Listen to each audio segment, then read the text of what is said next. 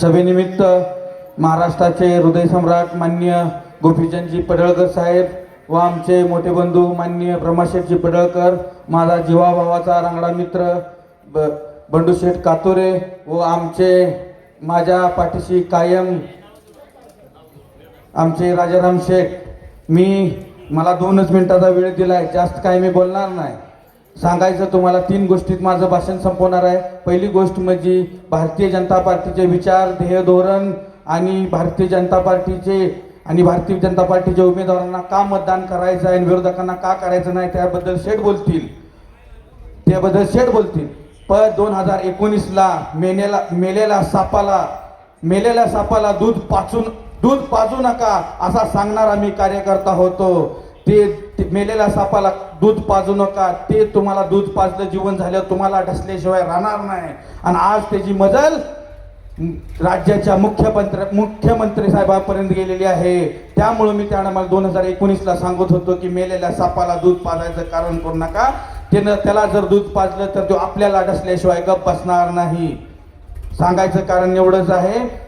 मला पुढे जाऊन बोलायचं आहे की आज विरोधक पैशाची मस्ती आणत आहे, पैशाचा फुल वापर करत, कारण त्यांचा पैसा नव्हे, हाच आमच्या राजाराम शेठ सारख्या लोकांचा पैसा आहे. बरोबर का शेठ? DDSR हा आमच्या जीवावर उभा राहिलाय. राजाराम शेठला माझी विनंती आहे की त्या DDSR मध्ये इन्व्हेस्टमेंट करत असताना माझ्यासारख्या सर्वसामान्य राजकारण्यांना तुम्हाला तिथं नेलं, पण त्या टायमाला त्यांची परिस्थिती वेगळी होती, त्यांची वागणूक वेगळी होती. त्या टायमाला त्यांना फक्त बिझनेस करायचा होता, म्हणून आमच्यासारखे कार्यकर्ते DDSR मध्ये जाऊन इन्व्हेस्टमेंट आणि राजाराम शेठ सारख्या लोकांना सांगितलं की तुम्ही इन्व्हेस्टमेंट करा. परत आमच्या लक्षात आलं की त्या पैशाच्या जीवावर कुणातरी एकाची जिरवायचे आहे. त्या एक नाव म्हणजे आपल्या महाराष्ट्र राज्याचे आमदार साहेब म्हणजे गोपीचंद पडळकर साहेब, त्यांची त्याच पैशानं त्यांची जिरवायची आहे. मला एवढंच सांगायचं आहे शेठ तुम्हाला, राजाराम शेठ तुम्हाला मी त्या टायमाला विनंती केली होती की तुम्ही हे DDSR कंपनी चांगली आहे, त्यात तुम्ही इन्व्हेस्टमेंट करा. पण आज तुम्हाला विनंती करतो, तुमच्या संघ बरीच लोक आहेत आणि बरीच इन्व्हेस्टमेंट आहे, त्यांना सांगा येणाऱ्या काळात आपली इन्व्हेस्टमेंट काढून घ्या, नाहीतर परत अडचणीत आल्यानंतर माझ्यासारख्या आमदार साहेब कार्यकर्त्याकडे न्याय मागा येऊ नका. कारण तुम्ही आमच्या जीवावर आणि आमच्या नेत्याच्या त्या पैशाची मस्ती काढण्याची पैशाच्या मस्ती आमच्या नेत्याच्या जीवावर तुम्ही उठलाय.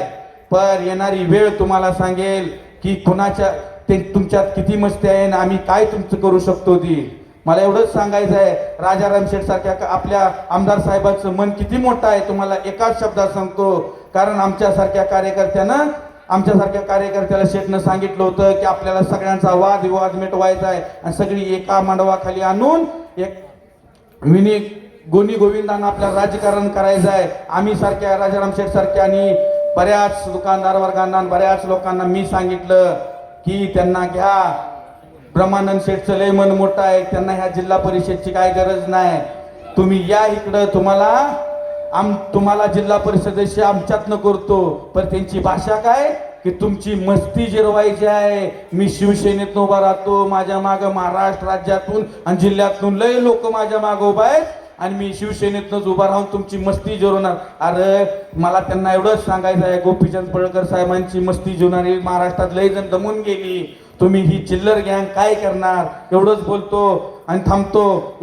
7 तारखेला कमळ चिन्हावर बटन दाबून सगळ्यांनी भरघोस मताने विजय करता. आपलं चिन्ह काय? सगळे हात वर करून सांगा, आपलं चिन्ह काय? 7 तारखेला दाबणार काय? आपल्या सगळ्यांना सांगणार काय? जय हिंद, जय महाराष्ट्र. Hello hello hello.